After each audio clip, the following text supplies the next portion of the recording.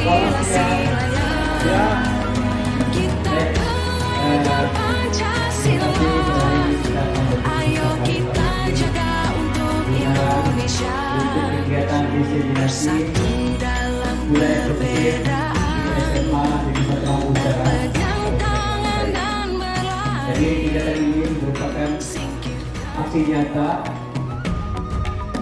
dari kegiatan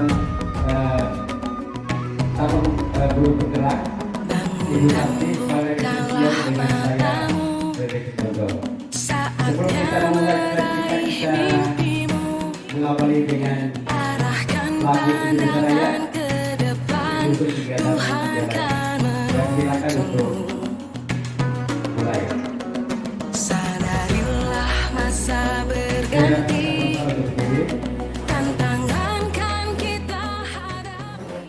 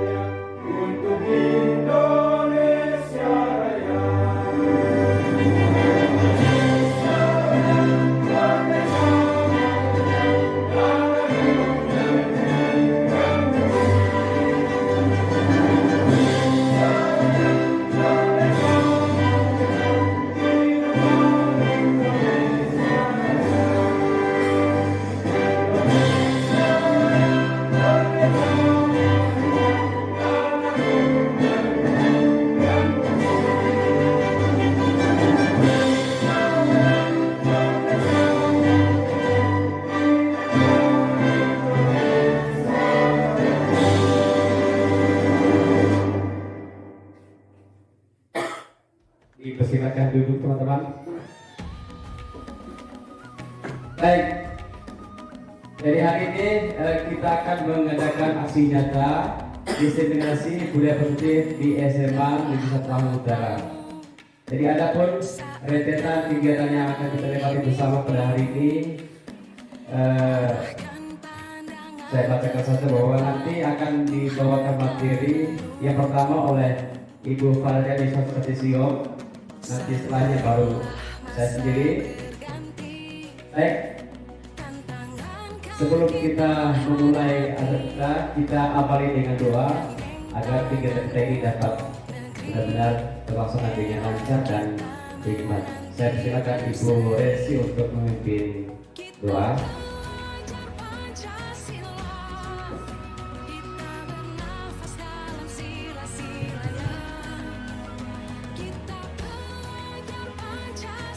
Kita siap berdoa. Izinkan saya memimpin doa dan Bersatu dalam perbedaan. Pegang tangan Ya Allah Tritunggal Maha Kudus, Bapa, Putra dan Roh Kudus, kami berterima kasih kepadamu atas kesempatan yang sangat baik ini, terutama bagi teman-teman kami calon guru penggerak angkatan 9 yang pada hari ini melaksanakan kegiatan diseminasi budaya positif di SMA Negeri 1 Lampung Utara. Kami mohon untuk Roh Kudus-Mu agar kegiatan ini bisa berjalan dengan lancar, bisa memberikan hikmat, terutama dalam persiapan dari teman-teman kami menjadi guru penggerak. Semoga Tuhan berkenan melindungi dan menyertai dua teman kami dalam penyelenggaraan kegiatan ini. Namamu kami puji, Putra dan Roh Kudus. Amin. Terima kasih Ibu Desi. Baik teman Bapak Ibu, kita mulai kita. Jadi materi yang pertama tadi seperti yang saya sampaikan sebelumnya dibawakan oleh Ibu Paladari Sutesio.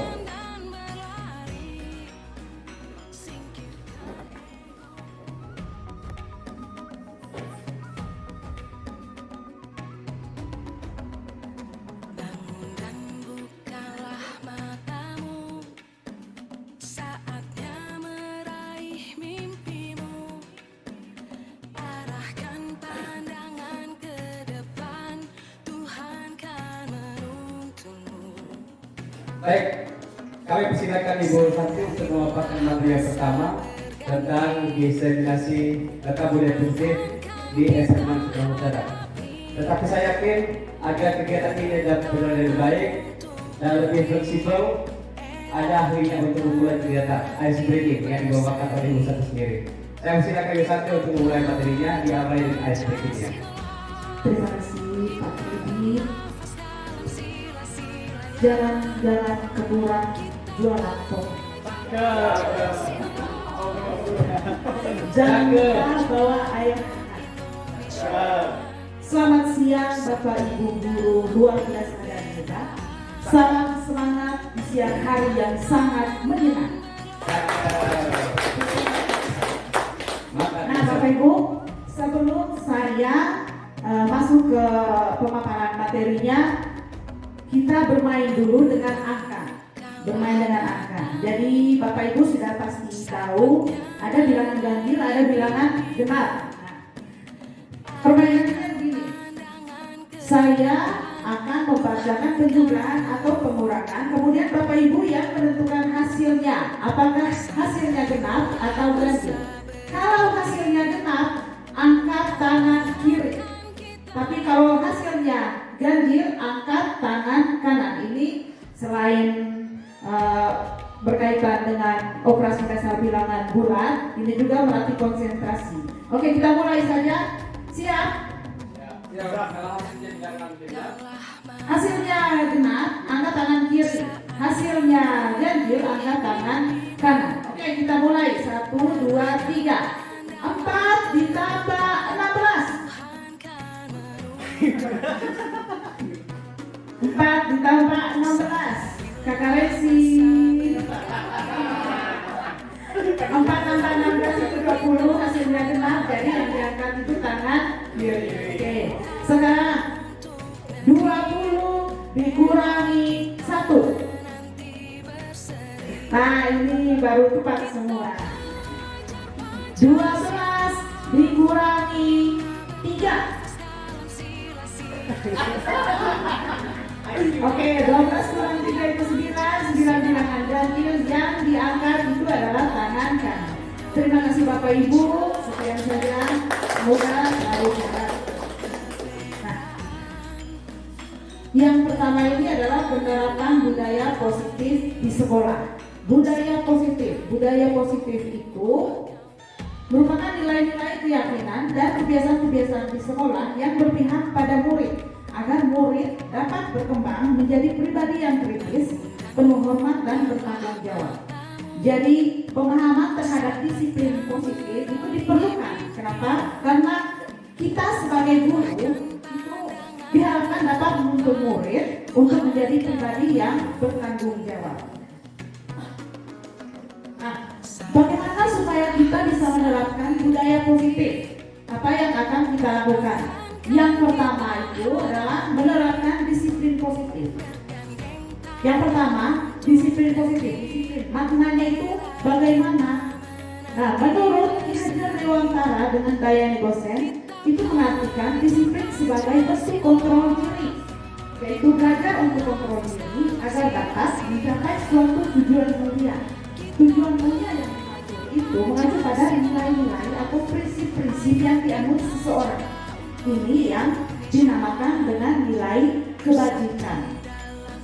Nah, tujuan dari penerapan disiplin positif seperti yang sudah ada dalam maknanya tadi, yaitu agar terbentuk murid-murid yang berkarakter, berdisiplin, santun, jujur, peduli, bertanggung jawab, dan merupakan pembelajar sepanjang hayat sesuai dengan standar kompetensi lulusan yang diharapkan.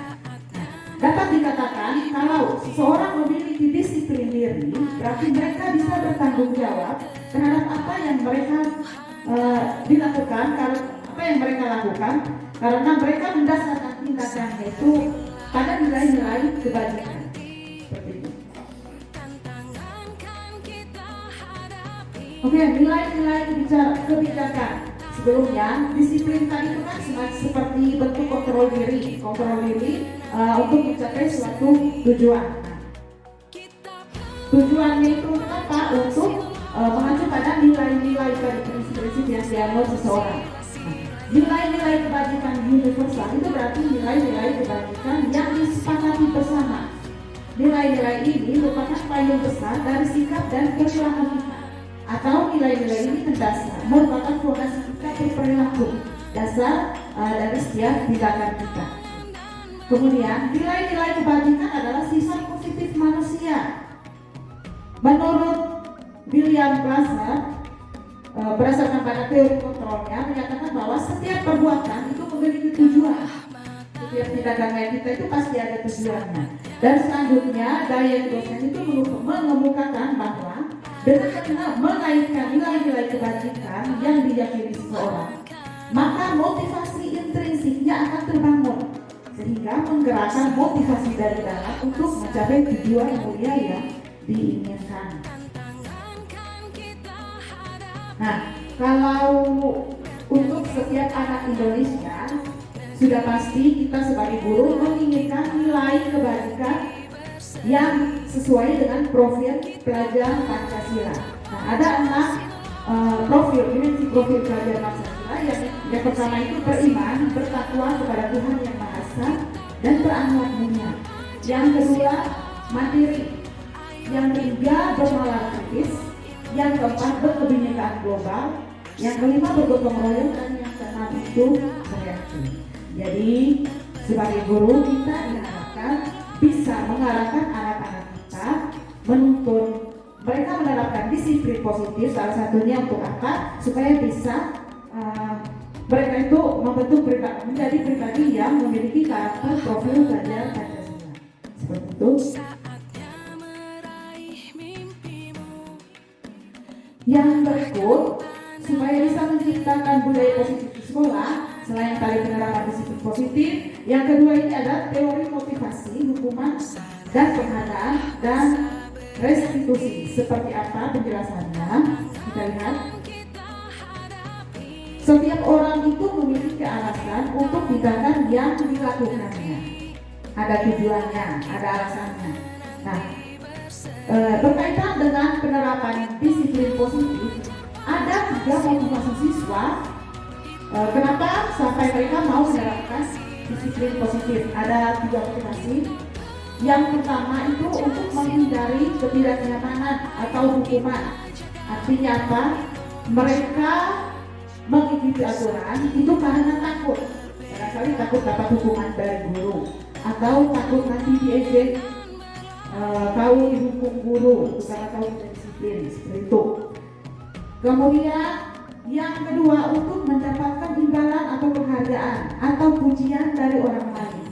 Wah, keren, disiplin, ikut aturan, kumpul tugas tepat waktu, memang dia itu hebat, nah, seperti itu. Nah, yang pertama dan yang kedua ini Bapak Ibu, ini merupakan motivasi eksternal. Motivasi eksternal, kenapa sampai siswa menerapkan atau mengikuti aturan? Karena ada dari luar dirinya yang ingin dia raih, misalnya mendapat pujian ketika dicontohnya. Yang ketiga, untuk menjadi orang yang mereka inginkan dan menghargai diri sendiri dengan nilai-nilai yang mereka percaya. Nah, siswa yang memiliki motivasi melakukan sesuatu karena mereka ingin menghargai diri sendiri dengan nilai-nilai yang mereka percaya. Ini adalah siswa-siswa yang memiliki motivasi internal, artinya mereka memiliki keinginan dari diri sendiri untuk menerapkan disiplin positif, bukan karena ingin mendapat pujian atau menghindari hukuman. Itu yang ketiga. Nah, berkaitan dengan motivasi, di sini ada hukuman dan penghargaan. Memberikan hukuman dan penghargaan itu sebenarnya hal yang sama karena keduanya itu mengendalikan perilaku. Menurut Alfred, baik penghargaan maupun hukuman adalah cara-cara mengontrol perilaku seseorang yang menghasilkan potensi untuk pembelajaran yang sesungguhnya. Menurut Kohn, secara ideal tindakan belajar itu sendiri adalah penghargaan sesungguhnya. Kohn mengemukakan beberapa pernyataan dan hasil pengamatannya selama ini tentang tindakan memberi penghargaan yang nilainya sama dengan menghukum seseorang. Di situ dijelaskan memberikan penghargaan dan hukuman adalah hal yang sama karena keduanya mencoba mengendalikan perilaku. Nah, maksudnya hukuman dan penghargaan. Kenapa dihukum ada di sini dihukum penghargaan? Contohnya di sini, maaf Bapak Ibu, Cindy kelas 12-nya meraih juara 1. Di sekolah kita misalnya dibuat perankingan juara 1, 2, 3. Nah, karena dia sudah mendapat ranking 1 terus semester 1 kelas 2-nya, tiba-tiba dia turun ke ranking 2. Nah, Bapak Ibu pernah merasakan di posisi sini tidak? Bahwa dari juara 1 ke juara 2, bagaimana perasaannya? Dihukum dengan perasaan bahwa saya tidak bisa mempertahankan image yang selama ini saya pegang, yaitu saya itu juara 1, selalu dipuji guru. Nah, itu maksud dari penghargaan itu menghukum, mengendalikan perilaku seseorang. Nah, kemudian 1-3 misalnya selalu dipuji, wah dia hebat, itu kita sekali dia matematikanya. Sesekali nanti suatu saat anak yang dipuji ini dia jatuh, tidak bisa mempertahankan gambaran dirinya yang bahwa dia itu hebat oleh gurunya, dengan dirinya dia pasti tertekan. Dia dihukum dengan perasaan tertekan. Seperti itu Bapak Ibu. Berikutnya, nah, untuk menerapkan budaya positif, penerapan disiplin itu ada pendekatan yang namanya restitusi. Restitusi adalah proses menciptakan kondisi bagi murid untuk memperbaiki kesalahan mereka sehingga mereka bisa kembali pada kelompok mereka dengan karakter yang lebih kuat. Restitusi itu proses kolaboratif yang mengajarkan murid untuk mencari solusi untuk masalahnya dan membantu murid berpikir tentang orang seperti apa yang mereka inginkan. Kemudian bagaimana mereka harus memperlakukan orang lain juga. Restitusi juga membantu murid menjadi lebih memiliki pikiran disiplin positif dan memulihkan dirinya setelah berbuat salah. Penekanannya bukanlah pada bagaimana berperilaku untuk menyenangkan orang lain atau menghindari ketidaknyamanan, namun tujuannya adalah menjadi orang yang menghargai nilai-nilai kebajikan yang mereka percayai. Ini berhubungan dengan motivasi intrinsik. Selanjutnya, apa yang kita lakukan supaya bisa menerapkan budaya positif tadi, yaitu adalah pembentukan keyakinan kelas. Apa itu keyakinan kelas? Keyakinan kelas atau kelas itu merupakan metode untuk menimbulkan kembali disiplin positif yang didasari oleh motivasi dari dalam diri. Motivasi intrinsik tadi, implementasi keyakinan kelas dilatar belakangi bahwa ditemukannya beberapa murid yang masih diingatkan untuk melakukan tindakan kebaikan atau kedisiplinan tadi. Mengapa keyakinan kelas? Maka bukan peraturan kelas saja. Nah, sebelumnya Bapak Ibu, di sana ada pertanyaan, mengapa kita memiliki peraturan tentang penggunaan helm pada saat mengendarai kendaraan roda 2? Kemudian, mengapa kita memiliki peraturan tentang penggunaan masker dan mencuci tangan setiap saat? Nah, kemungkinan yang pertama jawabannya itu adalah alasannya keselamatan. Yang kedua itu adalah kesehatan. Kita harus mencuci tangan. Mengapa harus mencuci tangan dan memakai masker? Alasannya itu adalah kesehatan.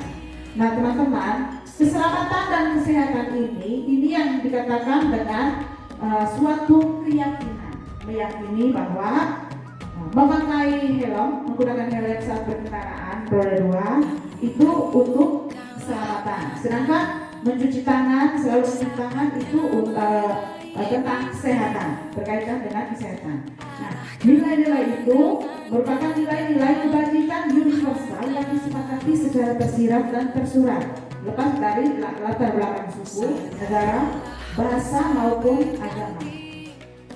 Nilai-nilai kebajikan menekankan pada keyakinan seseorang akan lebih memotivasi seseorang dari dalam. Seseorang itu biasanya akan tergerak dan bersemangat untuk menjalankan keyakinannya daripada hanya sekadar mengikuti serangkaian peraturan tertulis tanpa makna. Murid-murid demikian, mereka perlu mendengarkan dan memahami arti sesungguhnya tentang peraturan-peraturan yang diberikan. Apa nilai-nilai kebajikan di balik peraturan tersebut?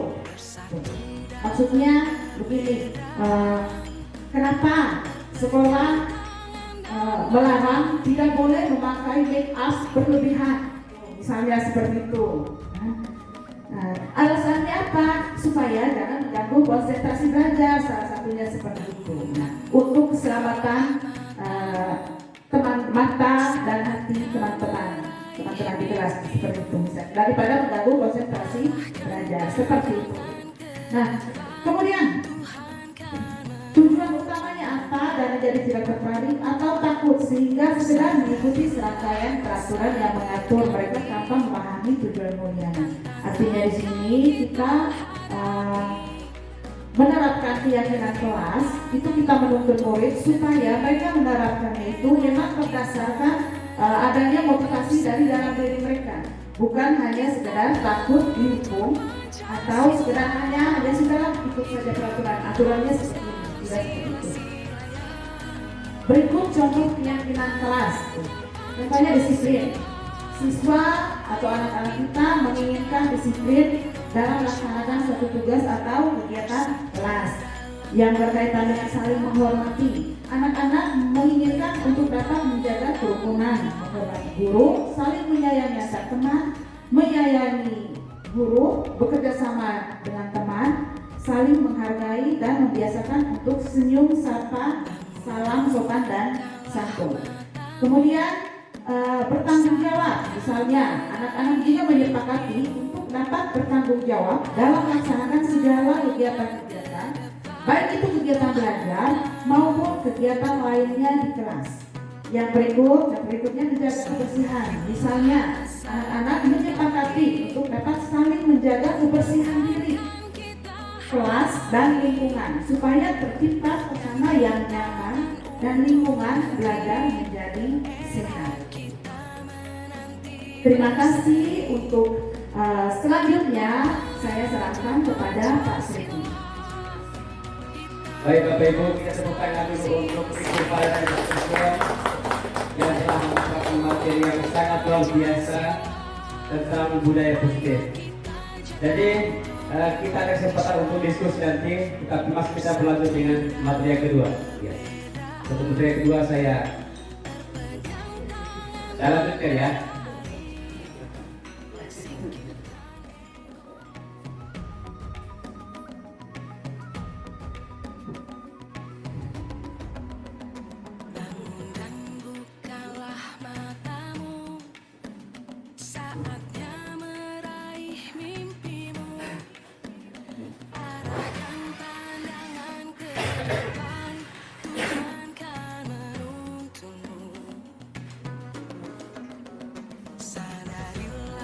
Baik Bapak Ibu, masih semangat?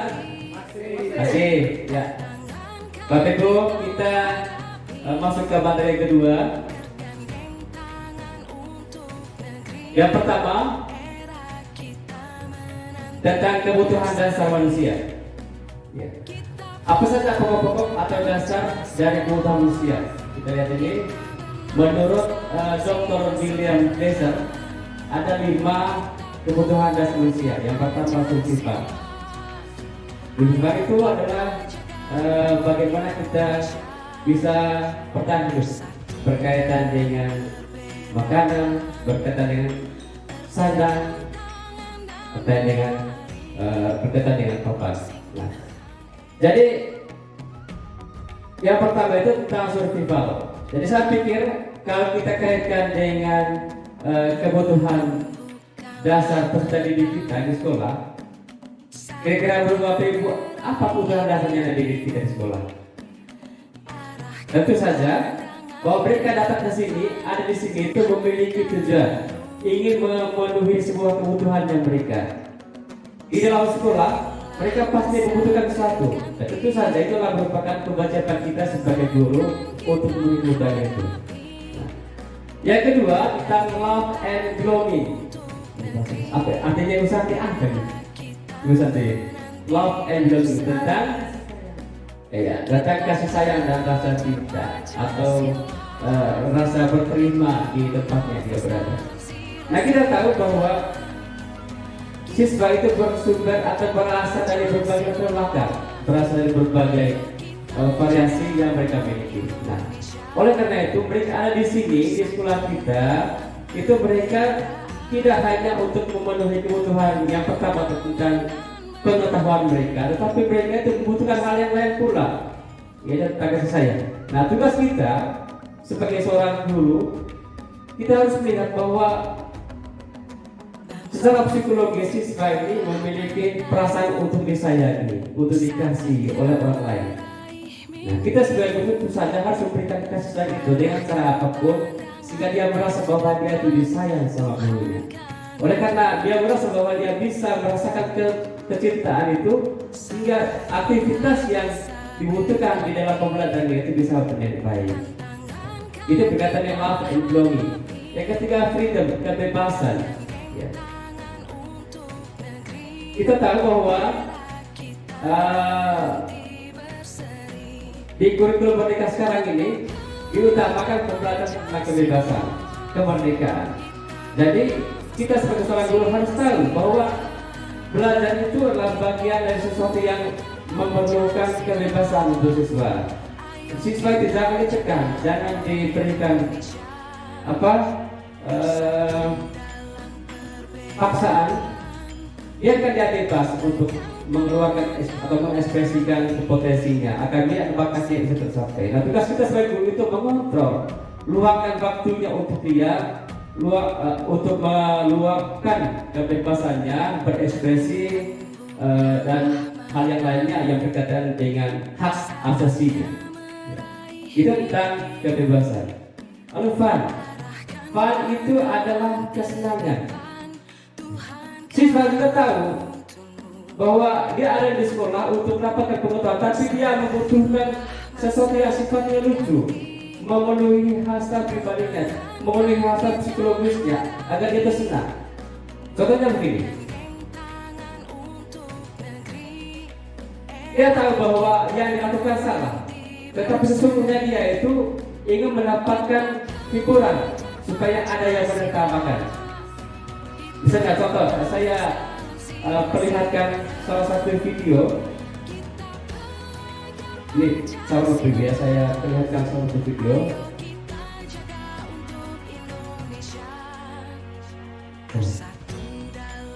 Kalau ini ada apa ini jaringannya?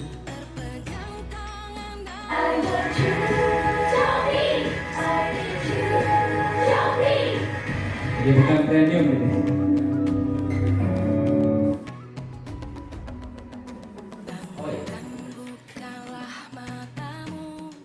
Ini Bapak Ibu.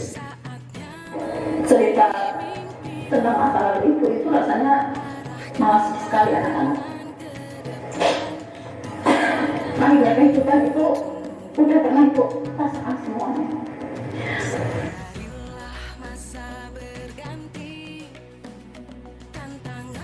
Skip tadi.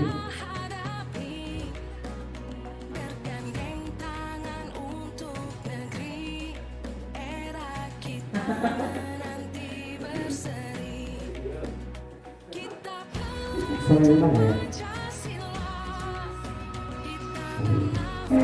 Selamat pagi anak-anak. Pagi Bu. Anak-anak hari ini itu makan.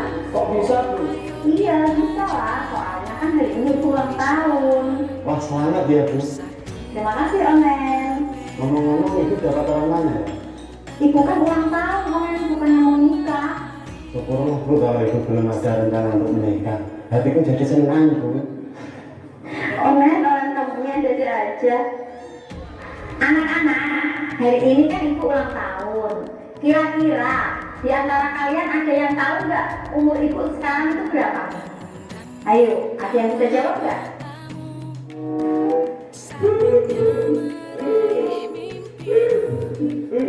Berapa Otan? Udah duduk aja Otan. Kamu jawab juga ibu nggak ngerti Otan. Selain Otan, siapa yang bisa jawab? Saya Bu. Yang mana? 27 tahun ya Bu. 27. Emangnya ibu kelihatan tua banget apa enggak? Ini ada aja. Lainnya siapa yang bisa? Saya Bu. Berapa tempe? 29 tahun Bu. Kenapa 29? Indra aja 27 salah, masa kamu jawab 29? Kamu ini jawabnya gak pernah benar. Ini tuh emang sama ibu loh, jangan bikin ibu emosi. Ayo, lain. Siapa yang bisa? Saya Bu. Oh, nah pasti kamu bisa jawab.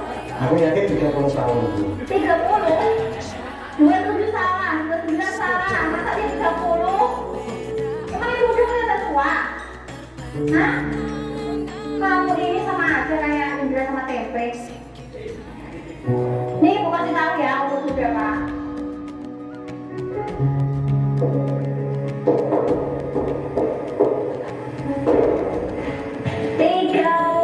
Tahun. Iya di guru Mek. Tapi emang dengan zaman tak pulang. Kok disalahno? Tenang Guru. Oke, Bapak Ibu, saya cukupkan dulu videonya ya. Jadi, saya ingin bertanya, dari cuplikan video yang bersama kita tonton ini, kalau kita memperhatikan pemeran, di sini saya sebagai seorang siswa yang rambutnya gondrong kita jadikan objek pengembangan kita mereka ya. Apakah menurut Bapak Ibu, apakah ada yang kurang dari si gondrong ini? Penampilannya dia sebagai seorang siswa di dalam kelas, berinteraksi dengan teman, berinteraksi dengan guru. Apakah apa yang bisa ditanggapi dari tiga waktu dari seorang siswa ini? Saya kira yang pertama kita lihat, sebagai seorang siswa ada sekolah, ya sekolah kita itu juga kan melarang untuk menampilkan apa ya, action yang tidak baca seperti rambut yang gondrong gitu kan. Itu kan bagian dari ketetapan sekolah agar siswa itu tidak boleh menampilkan rambut yang gondrong. Di sana kita bisa melihat bahwa dengan tampilan dia sebagai seorang siswa yang notabene karena rambutnya gondrong, dia bisa dengan sebebas-bebasnya berbicara dengan siapa saja. Nah, termasuk yang gurunya tadi kan, dia sudah tahu bahwa gurunya ini akan berulang tahun, tetapi dia malah menanyakan dengan siapa menikahnya. Itu kan, nah teman-teman sudah pernah tahu semua bahwa ini ibu ini akan berulang tahun, tapi dia menanyakan dengan siapa menikahnya. Artinya apa?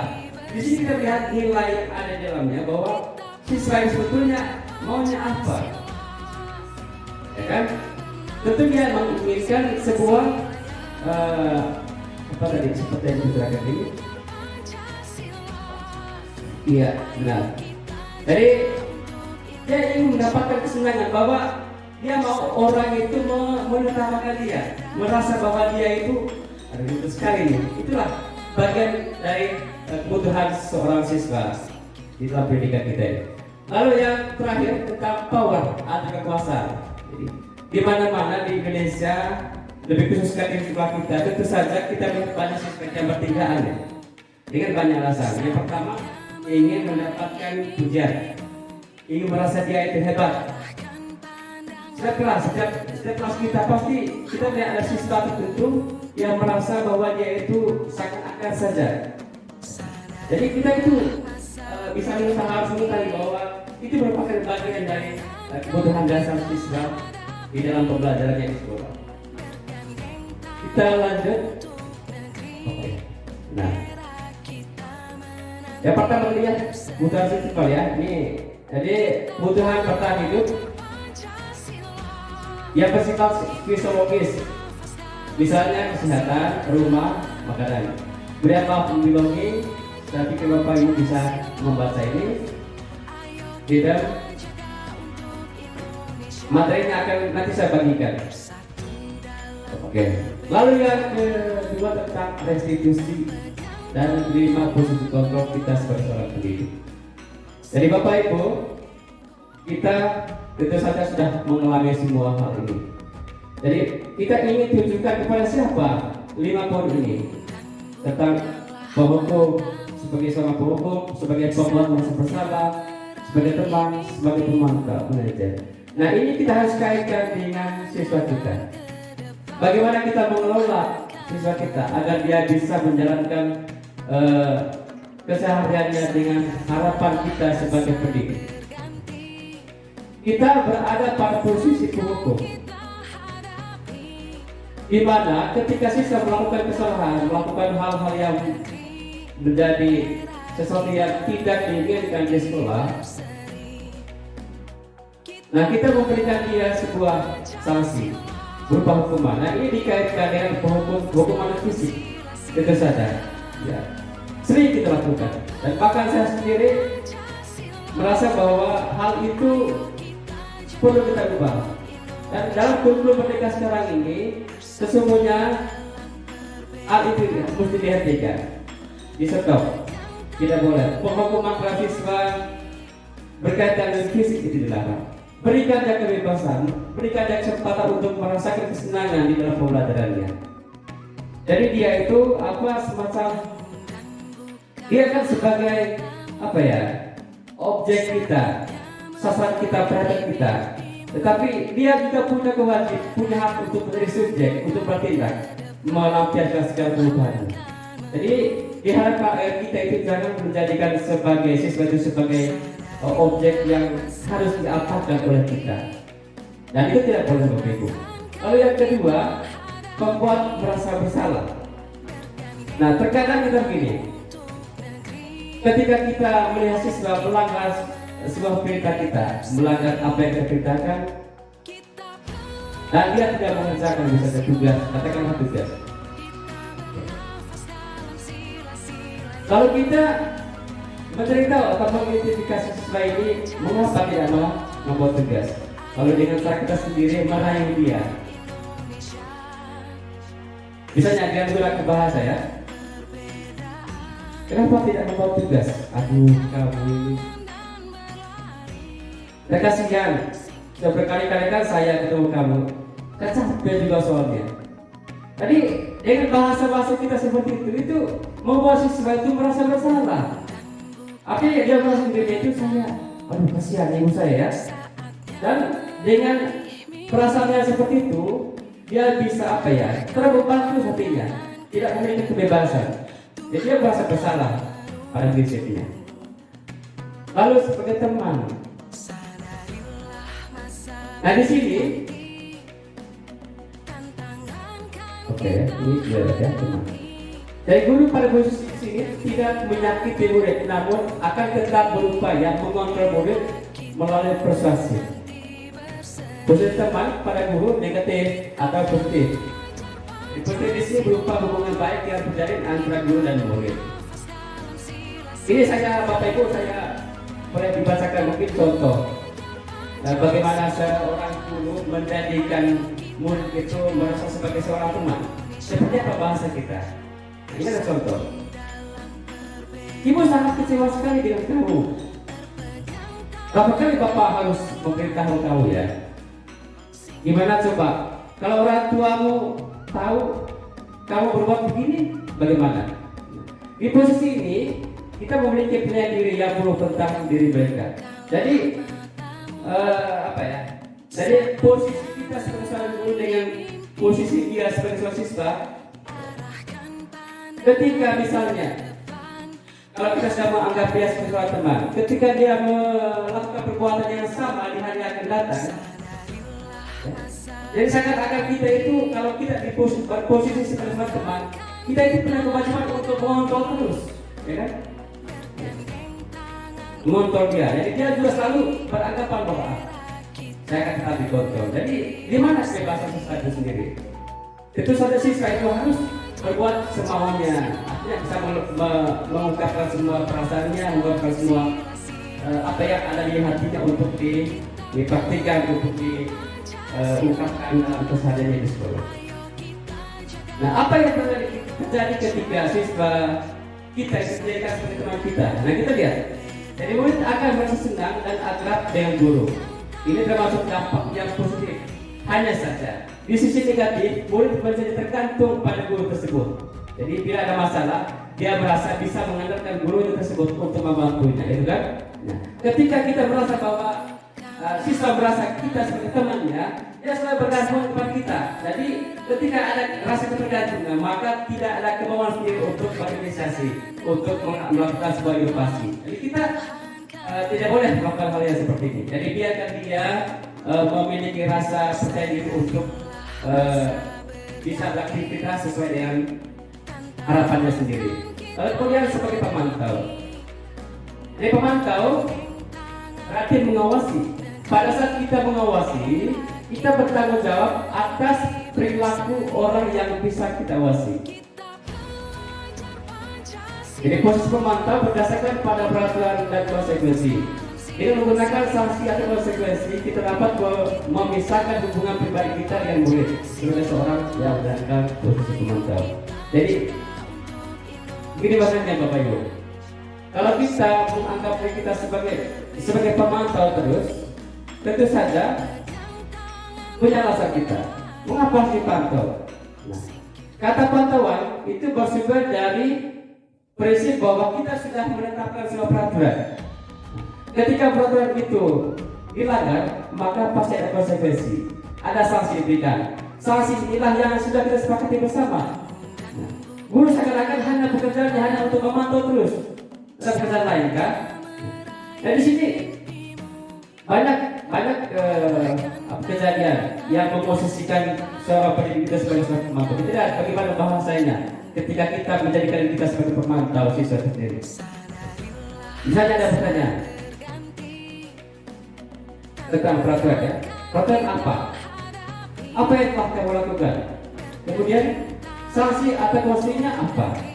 Ya kan, artinya 3 pertanyaan ini itu menjadi ketahuan kita, menjadi peraturan yang sudah bersama-sama kita sepakati untuk dijalankan. Nah, ketika dilanggar, maka siswa itu merasa bahwa dia sudah melakukan sesuatu dan dia harus menerima konsekuensinya.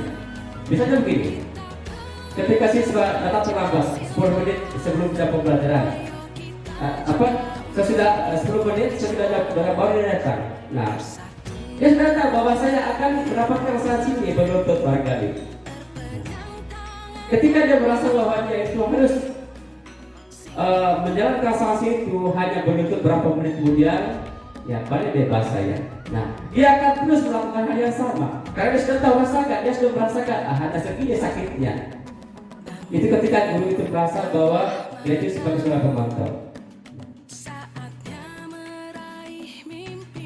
Ini ada contoh yang lain. Misalnya, jadi guru mengatakan, kamu terlambat 15 menit. Apakah kamu sudah mengerti konsekuensi? Ya kan? Yang harus dilakukan bila terlambat. Lalu dia menjawab, paham Pak. Saya harus tinggal kelas pada jam istirahat nanti untuk mengerjakan tugas ketinggalan saya. Ini sesungguhnya tidak boleh kan? Siswa meskipun sudah melanggar, tetapi dia jadi guru sebagai seorang pendidik, sebagai seorang penonton, jangan menjadikan siswa itu terbebani. Jadi dia harus bisa menjadikan kesalahannya, kegagalannya, pelanggaran itu sebagai bagian dari sumbernya dia untuk bisa berkreasi, memperbaiki kekurangannya. Apa yang rusak dari saya? Apa yang perlu saya perbaiki? Artinya itu kita menjadikan dia termotivasi dari dalam dirinya supaya dia bisa memperbaiki kekurangan itu. Apa kesalahan saya harus perbaiki. Jadi itu harus sebagai seorang pengontrol bisa memberikan stimulus agar dia bisa menjadikan seorang penggerak begitu mengubah diri agar menjadi yang lebih baik sehingga muncul motivasi intrinsik. Apa yang terjadi ketika kita sebagai seorang pemantau? Hasilnya apa? Murid memahami konsekuensi yang harus dijalankan karena telah melanggar salah satu peraturan sekolah. Murid tetap dibuat tidak nyaman. Tidak nyaman murid itu karena dia sudah melanggar. Padahal kita harus cari tahu apa alasannya dia melanggar. Jadi murid tetap dibuat tidak nyaman, yaitu dengan harus tinggal kelas pada jam istirahat untuk mengerjakan tugas. Guru tetap harus memantau murid pada saat tadi, karena sebagai seorang pemantau kita memperhatikan dia, setelah mengontrol dia. Dan tugas guru itu memang hanya itu saja, ya kan? Hanya siswa itu saja kan? Jadi tidak ya. Jadi sekarang kita itu sudah menjadi langganan bagi siswa itu sendiri. Lalu kemudian ini yang terakhir.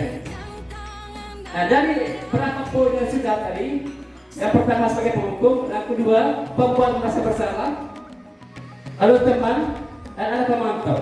Nah, kita sebagai apa? Kita harus bagaimana? Rupanya kita itu diharapkan menjadi seorang manajer, seorang apa ya? Pengelola pembelajaran, mengelola siswa itu sendiri. Jadi posisi terakhir adalah posisi di mana guru berbuat sesuatu bersama dengan murid, mempersilahkan murid mempertanggungjawabkan perilakunya. Jadi membangkitkan motivasi internalnya dia, mempertanggungjawabkan kesalahannya. Bukan kita yang memberikan solusi, tapi dia sendiri yang memberikan solusi. Karena dia sudah berbuat salah, dia harus mencari jalan keluarnya, kesalahannya. Harus bagaimana kan dia? Jadi tentu saja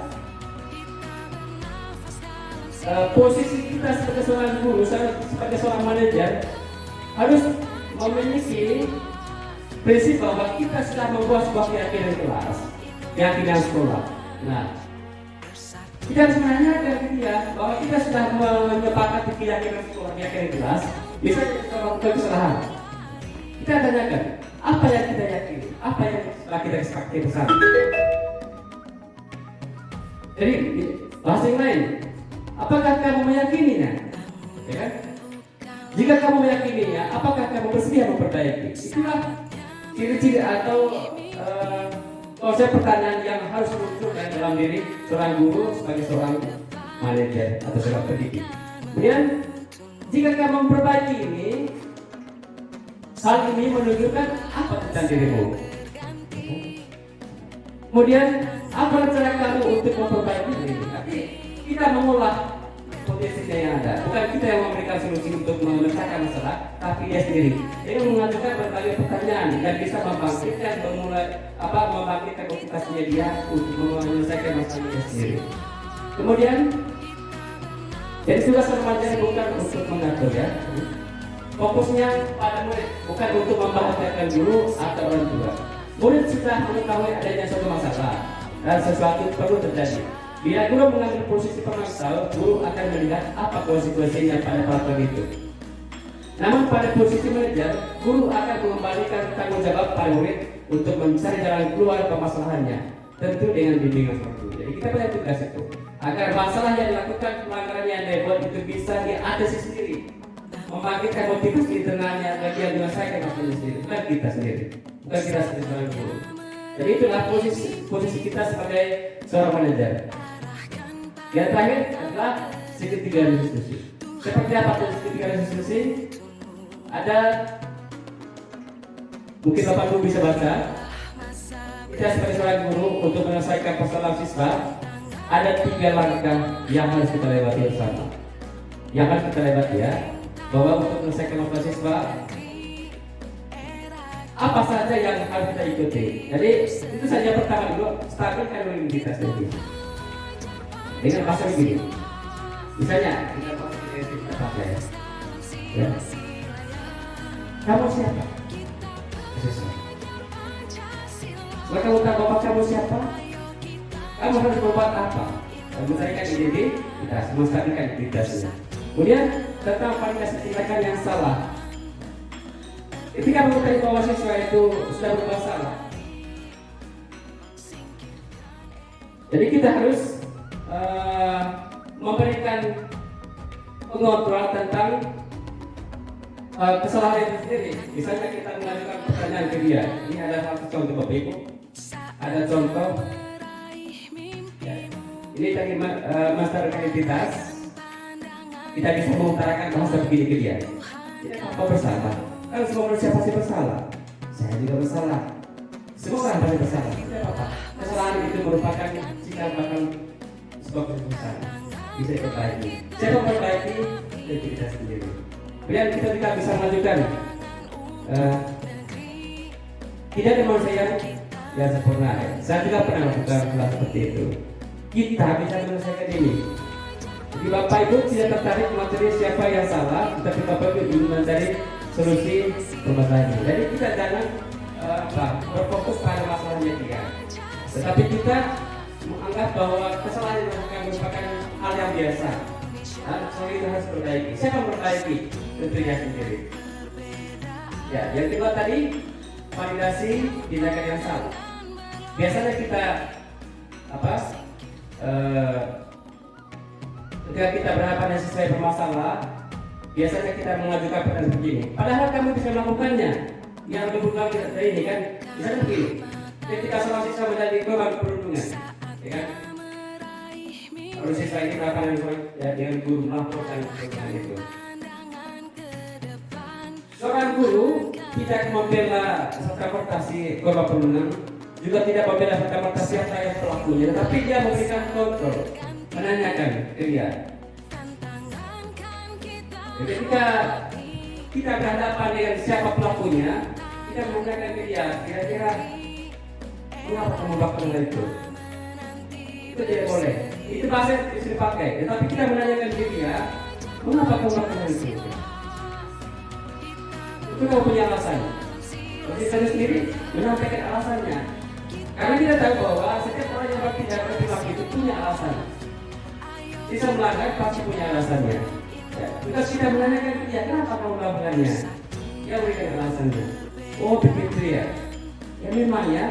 Kalau kita berbuat seperti ini, kalau orang menghukum kita, menghina kita, mengaji kita, itu sudah kan tidak berperasaan. Setelah itu kita kembali kepada nilai-nilai kelas kita, misalnya. Kita tanyakan, sampaikan bahasa begini. Bagaimana? Apakah hal yang melakukan itu sesuai dengan nilai-nilai kelas kita yang sudah kita sepakati? Tentu saja, karena itu sudah melakukan sebuah perbuatan kriminal, dia merasa bersalah, dia pasti mengatakan, oh tidak. Nah kalau begitu, kalau kamu merasa bahwa itu salah, bisa diperbaiki. Jadi apakah bisa? Bagaimana cara kamu memperbaiki? Jadi dia tidak bisa menyelesaikan masalahnya. Lalu berikut menanyakan keyakinan. Jadi teori kontrol menyatakan bahwa kita pada dasarnya termotivasi selain internal. Ketika identitas sukses telah tercapai atau pada satu dan tinggal waktu yang salah telah divalidasi, telah kedua, maka anak akan siap dihubungkan dengan nilai-nilai yang dia percaya dan berpindah menjadi orang yang dia inginkan. Nah, dengan mengajukan pertanyaan seperti ini, ketika kita menanyakan keyakinan dia, apa yang kita percaya sebagai kelas atau keluarga, dan apa nilai-nilai umum yang kita telah sepakati, apa bayangan kita tentang kelas yang ideal, dan kamu mau jadi orang yang seperti apa? Jadi pada posisi yang terakhir ini, ketika kita sudah berhadapan dengan dia, akan bisa termotivasi, bisa membangkitkan motivasi internal dia bisa menjawab masalahnya dan menyelesaikan masalah sendiri. Ajukan pertanyaan seperti ini. Jadi bisa membuat dia sendiri itu menyelesaikan sendiri masalahnya. Ketika sudah berhadapan dengan hal yang seperti ini, maka tentu saja itulah bagian akhir dari tugas kita sebagai seorang guru, bahwa kita diberikan kebebasan bersisa untuk bertindak apa saja. Kita harus sebagai pengontrol. Pengontrol kita harus berada pada posisi seorang manajer, mengelola. Jangan sebagai pemantau, jangan sebagai teman, jangan sebagai pembuat merasa bersalah. Yang menjadi siswa itu jadi korban dalam tindakan itu. Dan kita harus atau idealnya menjadi seorang manajer, bisa mengelola masalah siswa. Demikianlah penjelasan mengenai restitusi, ketiga, restitusi sebagai upaya yang dapat dilakukan dalam membangun budaya bersih di sekolah. Jadi tentunya untuk mewujudkan ini membutuhkan proses yang tidak bisa dilakukan dalam waktu yang singkat. Bersihnya juga membutuhkan keterlibatan semua pemangku kepentingan sekolah. Jadi Bapak Ibu, saya pikir dengan apa yang sudah kita dapatkan ini kita bisa terapkan di dalam kehidupan kita di sekolah. Membutuhkan waktu yang sangat lama dan butuh proses. Diharapkan kita bisa belajar bersama bagaimana idealnya dalam kehidupan akademi, belajar tanpa menekan, tanpa memaksa, tanpa penyiksaan. Berikanlah kebebasan kepada siswa untuk belajar, untuk ungkapkan potensinya, minat dan bakatnya. Jangan menjadikan dia sebagai objek, biarlah dia sebagai seorang subjek yang bisa berbuat apa maunya dia. Tidak ada sebagai pengontrol, pengontrol kita adalah sebagai seorang manajer. Sekian dari saya kembalikan ke moderator. Terima kasih Pak Budi. Ada matematika, ada informasi. Sekian saja dan mari kita berdiskusi. Kami sudah berdiskusi, saya mau tes vokal Bapak Ibu dulu. Tes vokal, permainannya begini Bapak Ibu. Silakan Bapak Ibu menyebutkan huruf dari kalimat yang keluar yang saya ucapkan. Nah, petunjuknya huruf kedua. Ya Bapak Ibu, apa yang saya ucapkan, setiap kalimat yang saya ucapkan, Bapak Ibu menjawab huruf keduanya. Siap Bapak Ibu? Oke, siap. Salam semangat. 1 huruf keduanya. Nah, 2 huruf keduanya. Kalau 3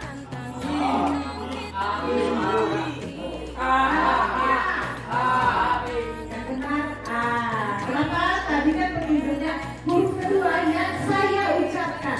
Kalau saya mengawali kata kalau 3. Jadi huruf keduanya itu A. Terima kasih Bapak Ibu, semangat semoga tetap semangat. Semuanya sekian. Nah, selanjutnya saya persilakan Bapak Ibu semuanya. Mari kita berdiskusi bersama terkait materi yang sudah saya dan Pak Freddy katakan tadi. Barangkali ada tanggapan atau mungkin mau ada yang bisa kita diskusikan pecahkan bersama terkait masalah-masalah tentang penerapan budaya positif di sekolah. Saya persilahkan. Saya tidak batasi berapa orang yang mau bertanya, kita diskusi bersama saja. Silakan Bapak Ibu. Ibu Rensi, silakan Kakak. Ya, baik, terima kasih. Menarik sekali terkait dengan fungsi kontrol tadi. 5 fungsi kontrol. Saya langsung ke bagian guru sebagai pengelola atau manajer. Sebetulnya sebagai pengelola tentunya ada manajemennya. Nah di situ secara tidak langsung dalam sebuah manajemen itu pasti kita juga sebagai penghukum, membuat orang merasa bersalah dan itu berkaitan langsung dengan aturan-aturan. Bagaimana Bapak Ibu menanggapi hal ini? Terima kasih. Baik, terima kasih kepada Ibu Resi. Jadi pertanyaannya berkaitan dengan konsep kontrol seorang guru sebagai seorang penghukum dan sebagai seorang manajer. Baik, seperti tadi yang telah kami paparkan berkaitan dengan hal ini, bahwa seorang guru memiliki 5 posisi kontrolnya. Yang pertama sebagai seorang penghukum, kedua sebagai seorang pembuat fungsi bersama, yang ketiga sebagai seorang teman, kemudian sebagai seorang pemantau, lalu yang kelima sebagai manajer. Empat posisi kontrol yang pertama itulah yang simple. itu sering kita hadapkan dengan siswa. Tetapi kurikulum mereka mengidealkan, mengharapkan bahwa kita sesungguhnya gagal dalam membina siswa, mendidik siswa, menghadapi siswa, berhadapan dengan siswa yang melakukan tindakan yang kesalahan di sekolah. Sesungguhnya yang diharapkanlah kita selayaknya sebagai seorang manajer mengelola. Karena kita tahu bahwa dia melakukan perbuatan yang salah itu punya alasan, dia punya dasar, dan kita harus sudah tahu apa alasannya dia. Ketika dia sudah mengungkapkan alasannya, nah kita sendiri harus mengelola juga agar dia sendiri yang menyelesaikan masalah itu. Jadi kita harus mengelola. Nah harapannya kita jangan menghukumi, bahwa kita itu harus tahu bahwa dia itu punya harapan, keinginan, impiannya agar dia itu bisa mendapat pengetahuan dengan kebebasan tersebut. Kesenangannya, fun-nya bisa tercapai, kemudian merasa kebebasan tercapai. Seorang guru harus sebagai seorang manajer, jadi bisa mengelola tentang masalah siswa sendiri, dan jangan jadikan siswa sebagai objek, dan jadikan dia sebagai subjek, bisa mengelola masalahnya, bisa mengatasi masalah di situ. Terima kasih. Segera seperti Ibu Lesti, bagaimana? Mungkin Bapak Ibu, silakan. Karena jelas saya berpikir sudah pasti tadi. Intinya di manajer itu kita menuntun siswa supaya bisa bertanggung jawab. Coba Bapak Ibu bayangkan. Saat saya ambil contoh, Kak Jimmy yang buat salah, tapi yang bertanggung jawab Ibu Oli misalnya, seperti itu. Nah, itu bagaimana? Padahal kalau kita yang bersalah itu kita wajib yang bertanggung jawab menyelesaikan masalah yang kita buat. Itu intinya dari manajer tadi, bahwa kita sebagai guru mengarahkan siswa untuk mencari solusinya sendiri, ya, tentunya dengan bimbingan dan kita sebagai guru. Seperti itu. Barangkali Bapak Ibu ada yang mau ditambahkan lagi, silakan sampaikan.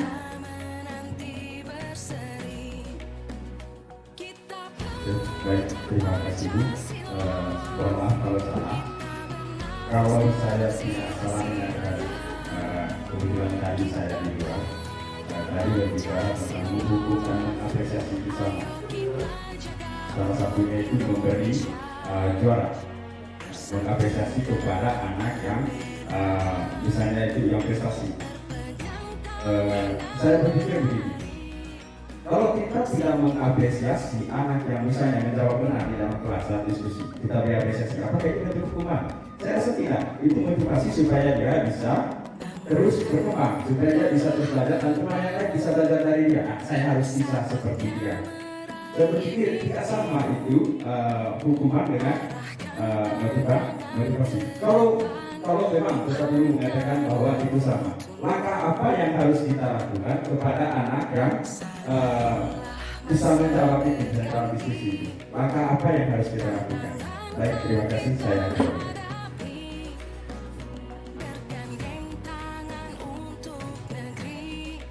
Terima kasih Pak Menak. Apresiasi itu bentuk kita, salah satu bentuk, bukan satu-satunya ya Pak ya, salah satu bentuk kita memotivasi siswa supaya dia belajar seperti itu. Nah, maksudnya di sini Bapak Ibu, kita meminimalisir dari poin yang kami sampaikan bahwa memberi penghargaan dan hukuman itu sebenarnya sama, yaitu mengontrol perilaku, bukan mengontrol perilaku. Di sini yang dimaksudkan kita meminimalisir. Begini, kita mau dari motivasi bahwa pentingnya belajar itu apa? Pentingnya bisa menghitung itu bagaimana? Dan tadi ada sudah juga disampaikan di slide bahwa sebenarnya kesadaran bahwa setiap kesadaran dari siswa bahwa dia sudah bisa membaca, dia sudah bisa menghitung, itu sebenarnya penghargaan untuk dirinya sendiri. Tidak perlu lagi saya berpikir penghargaan atau pujian dari orang lain yang terlalu berlebihan, yang malah mungkin merusak hubungan atau mematikan kreativitas potensi dari siswa-siswa lain, biasa saja yang dipuji gitu. Ya sudah, biasa saja terus nanti itu yang menjawab pertanyaan. Seperti itu, artinya di sini kita meminimalisir, tetapi saya meminimalisir pemberian penghargaan tadi secara tukar, bisa juga memotivasi. Intinya tadi ada di slide seperti yang sudah saya sampaikan bahwa kesadaran si anak itu sendiri bahwa dia sudah bisa membaca, dia sudah bisa menghitung, itu sebenarnya bentuk penghargaan untuk dirinya sendiri. Saya berpikir seperti itu. Barangkali ada yang mau Pak Fenan, barangkali Pak Freddy mau mengatakan. Pak Freddy. Saya tambahkan sedikit kalau misalnya. Jadi seperti komentar kita tadi, bahwa menghukum itu menghukum itu penghargaan itu merupakan sebuah penghukuman. Menghargai atau mengapresiasi sesuatu merupakan sebuah hukuman. Maksudnya begini, ketika siswa mendapatkan prestasi atau memperoleh prestasi menjadi orang yang terbaik di kelas, dia sudah merasa bahwa dia ini hebat. Nah, ukuran kehebatannya dia itu juga itu dia sudah merasakan nilainya dengan apa yang dia dapatkan. Nilainya sudah sama. Nah, ketika kita mengharapkan, ketika sesuatu mengharapkan prestasi, mengharapkan hadiah atau imbalan atau prestasinya, dia selalu berpikir tentang prestasinya. Tidak ada niat baiknya, tidak ada niat kreativitasnya untuk bisa menjadikan dirinya menjadi lebih baik. Karena apa? Ketika dia berbuat baik, pasti dia merasakan, dia mengharap sebuah hadiah. Nah, bagaimana dengan siswa lain? Nah, dampak yang lanjut itu berimbas pada supaya tidak punya kemampuan untuk berbuat yang terbaik untuk berprestasi. Jadi bukan hanya menghukum siswa yang berprestasi tadi, tapi menghukum siswa yang lain juga kan. Siswa yang lain merasa minder untuk karena memang kemampuannya dia hanya segitu, sehingga dia tidak mendapatkan nilai, tidak mendapatkan penghargaan. Nah, di mana posisi kita sebagai seorang manajer untuk mengontrol siswa, menjadikan siswa itu di hadapan kita sama? Kita mengontrol mereka itu, menjadikan mereka itu idealnya, artinya dianggap sebagai siswa, objek subjek yang sama, mendapatkan sebuah hak mereka tentang kasih sayang, tentang kebebasan, dan itu kita sebagai seorang manajer. Jadi jangan memberikan penghargaan, karena penghargaan itu merupakan sebuah hukuman bagi siswa itu sendiri yang berbuat, yang berprestasi, dan juga hukuman bagi siswa yang lain. Ketika tidak mendapatkan penghargaan, berarti dia tidak kerja, dia tidak belajar. Karena apa? Harapannya adalah sebuah prestasi, penghargaan. Posisi kita pasti dia sudah merasa bahwa dia dikontrol terus dengan imbal itu, harapan itu. Saya tidak mau hadiah yang kemarin hanya uang 10 juta, saya mau untuk. Padahal tidak harus begitu kan? Jadi ketika prestasi yang dia inginkan, yang dia capai itu dikaitkan dengan penghargaan, itu pasti kreativitas tidak ada. Ketika dia tidak berbuat, berarti tidak diberikan penghargaan. Nah, siswa yang lain bagaimana? Itu menghukum siswa itu sendiri. Bukan hanya sebagai menghukum siswa yang berprestasi, tetapi juga menghukum siswa yang tidak ada kreativitas yang bisa membangkitkan dia termotivasi secara intrinsik dari dalam diri. Kita cukup pakai mungkin ya kenapa? Banyak kondisi di kita punya lingkungan belajar di mana siswa itu lebih senang siswa yang lain. Saya ambil contoh, kita bicara tentang apa ini? Pemberian penghargaan tentang lapangan sekolah, tentang memberikan hukuman. Banyak siswa yang mengeluh ketika teman yang lain misalnya sudah sampai 1-2 minggu tidak datang sekolah, tetapi tetap diizinkan oleh sekolah untuk tetap masuk sekolah. Teman yang lain akan mengatakan, Pak, biar kami seperti itu, biar saja bisa seperti itu, kami juga harus seperti itu. Saya takutnya kalau kita tidak mengapresiasi misalnya siswa-siswa yang kita anggap mampu, siswa yang prestasi ini akan lemah jadinya. Dia akan mengatakan, sudah saya persiapkan sama dengan mereka, sama saja nanti. Saya dapat nilai bagus, sama saja. Lebih baik saya ikut prestasi. Saya takutnya seperti itu. Jika bagi saya, pandangan pribadi saya, yang penting itu memberi apresiasi terhadap siswa yang berprestasi. Terima kasih, saya kembali. Terima kasih Pak Ken. Tepuk tangan Bapak Ibu. Ini semakin hidup ini. Ini bukan saya berharap, kami berharap ini tidak untuk memenuhi keidealan, tapi kita karena bukan siapa lagi yang menjadi modal untuk melanjutkan di SMA kita ke depan ini, kita bisa mempelajari dia diharapkan oleh Guru Merdeka. Kita mau bersama-sama untuk mendiskusikan hal yang seperti ini. Jadi saya lanjutkan paparannya. Jadi kata apresiasi tadi itu kan saya pikir banyak artinya. Apresiasi itu banyak, bisa berupa barang, bisa juga berupa kata batin, harapan batin, misalnya menguji, memberikan itu. Itu kan bagian dari sebuah apresiasi. Apa salahnya kita cukup saja memberikan apresiasi ke siswa yang rajin dan dengan mengagetkan semangat itu tetap mempertahankan kebiasaan baik. Nah, bagi siswa yang tadi mendapatkan penghargaan berupa barang misalnya, itu kan bagian dari apresiasi ya, perlu diberikan. Misalnya ketika kita tidak memiliki barang untuk memberikan apresiasi dia, menghargai prestasinya, nah itu menjadi bagian dari ketergantungan dia agar dia itu tidak mengembangkan kreativitasnya. Nah, tugas kita ketika ada siswa tadi yang seperti yang saya katakan, siswa yang sering tidak datang ke sekolah lalu kita biarkan, kita datang terus, jadi siswa yang juga merasa ini.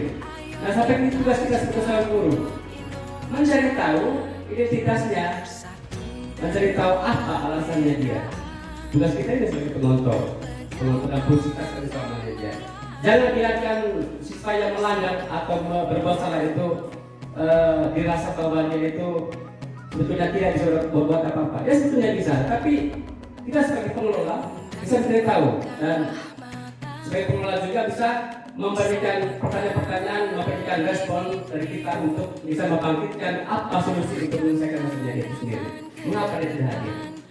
Nah, berikan keyakinan, berikan keyakinan di kelas kita. Karena keyakinan kebajikan itu adalah sesuatu yang diharapkan untuk bisa mengimplementasikan kehidupan yang baik tentang nilai-nilai produk Pancasila. Tidak ada hal-hal yang istilahnya tentang kebajikan itu berkaitan dengan hal yang negatif. Semua tentang kebaikan, bisa mengimplementasikan nilai-nilai produk Pancasila. Ketika dia berbuat salah, kita sampaikan bahwa apakah itu yang kita yakini bersama? Rajin, suka mampu, tidak boleh bolos, gotong royong, jangan memfitnah, jangan mencaci maki. Kata jangan itu merupakan kesepakatan kita untuk dilakukan sebagai keyakinan bersama agar siswa tidak boleh menyimpan dari keyakinan itu.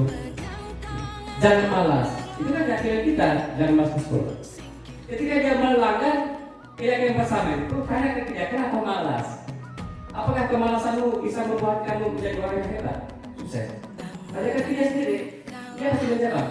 Jadi dia mengatakan tidak. Karena itulah dia menganggap bahwa jawaban itu perbuatan itu salah. Nah, kita tanyakan lagi, enggak, saya seperti ini, ya kan?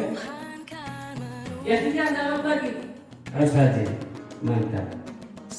Nah seperti itu. Jadi kita sebagai seorang manajer mengontrol dia agar dia bisa menyelesaikan masalah itu sendiri. Ya, jangan memberikan pujian, memberikan penghargaan atau mengapresiasi berupa barang agar itu akan menjadi beban bagi dia, akan selalu ketergantungan dan menjadi dampak bagi siswa yang lain juga, yang teman yang lain juga akan merasa iri, ya kan, membunuh motivasi siswa yang lain atau kreativitas. Saya kira sekian, terima kasih disampaikan. Terima kasih Pak Freddy, terima kasih Pak Fenan. Itu tadi yang saya pikir yang disampaikan Pak Freddy tadi, semoga bisa dijawab. Dari pertanyaan dari Pak Fenan tadi, jangan lupa tadi Pak Fenan sebelum tadi ke hukuman dan penghargaan, makanya tadi urutan materinya itu adalah penerapan disiplin, kemudian motivasi. Nah, ini motivasi ini. Guru tadi sudah dikatakan, guru itu kita punya tanggung jawab menumbuhkan motivasi intrinsik bagi siswa. Itu yang pertama. Dari begitu itu yang paling pertama, menumbuhkan motivasi dari diri. Itu bukan karena ingin dapat penghargaan dari orang lain, kemudian aku ingin dapat, ingin menghindari hubungan. Nah, bila mana ada kejadian seperti yang tadi, kejadian seperti yang apa namanya, bahwa ada anak-anak yang sudah taat aturan, tapi mereka melihat masih ada siswa yang tidak taat aturan. Tapi ingat, ketika ada seorang siswa yang sudah berkomitmen, ada nilai kebajikan komitmen, tapi berkomitmen bahwa dia harus menerapkan disiplin positif karena dia sadar bahwa itu penting. Saya berpikir dia tidak akan gampang terpengaruh dengan perilaku siswa yang mungkin kurang disiplin atau melanggar aturan karena sesuatu. Ingat tadi, karena tindakan setiap orang itu kan mempunyai alasan atau tujuan ingin memenuhi kebutuhan dasarnya. Itu tugas kita sebagai guru melakukan restitusi tadi dengan mengambil posisi sebagai manajer. Saya berpikir seperti itu. Bagaimana barangkali Bapak Ibu ada yang mau menanggapi lagi? Silakan Kak Rudi.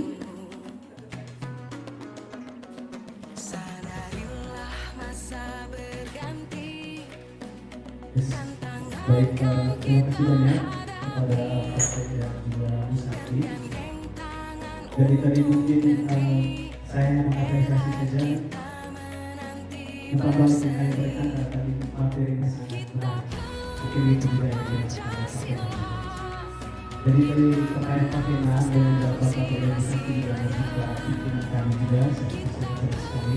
Tadi Bu Sakti mulai menjelaskan dari motivasi, kemudian kita sampai pada persoalan tentang hubungan dan dengan dua hal yang sama sebenarnya disebut-sebut hukum siswa.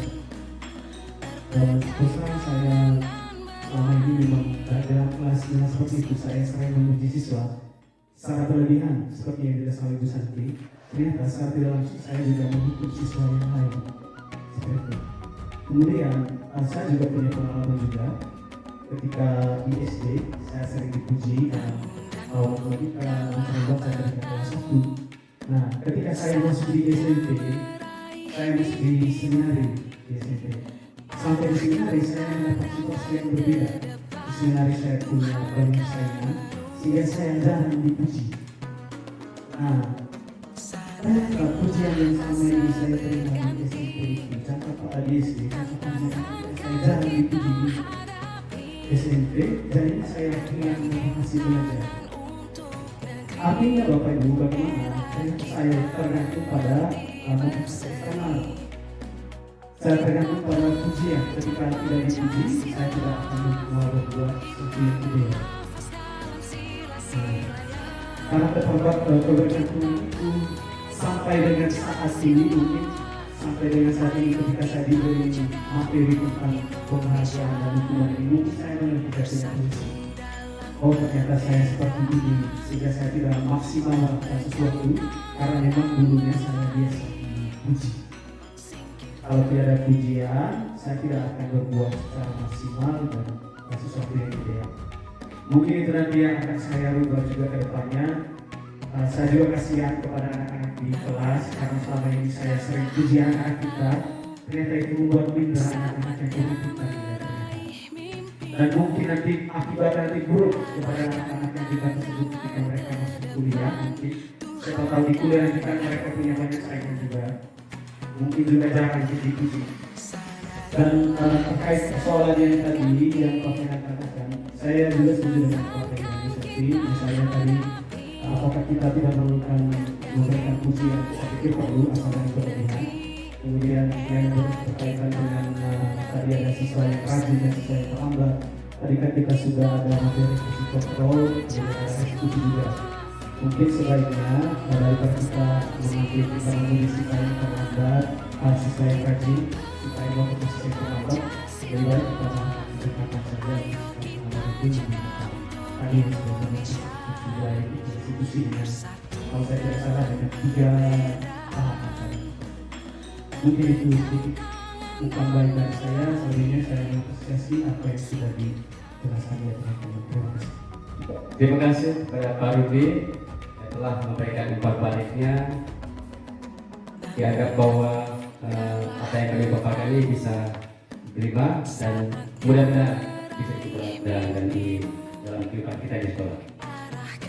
Satu harapan dari kami dan kepada harapan kita semua bahwa ubahlah pola pikir kita menghadapi risiko. Memang kita pada posisi yang serba salah, memberikan hukuman juga salah, memberikan apresiasi juga salah. Jadi kita dalam posisi yang serba salah. Jadikanlah siswa sebagai subjek yang memiliki potensinya untuk menjadikan modalnya di dalam mengembangkan potensinya. Kita sebagai seorang guru harus ada posisi seorang manajer. Jadi bisa mengontrol emosi, bisa mengontrol segalanya agar siswa boleh berkembang. Jadi kurikulum Merdeka ini mengharapkan siswa itu agar bisa menikmati proses belajar itu. Jadi jangan memberikan tekanan, jangan memberikan paksaan, dan jangan juga memberikan penghargaan yang membuat dia menjadi tergantung dalam pembelajaran. Sekian dari kami, saya kembalikan ke moderator untuk menulis. Terima kasih Pak Freddy, Bapak Ibu, selamat siang. Semoga mau bertanya Ibu.